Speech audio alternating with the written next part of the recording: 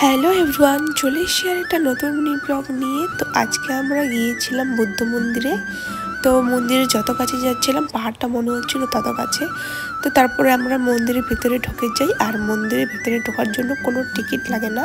আর আমরা যখন গিয়েছিলাম তখন মন্দিরটা পুরো ফাঁকা ছিল।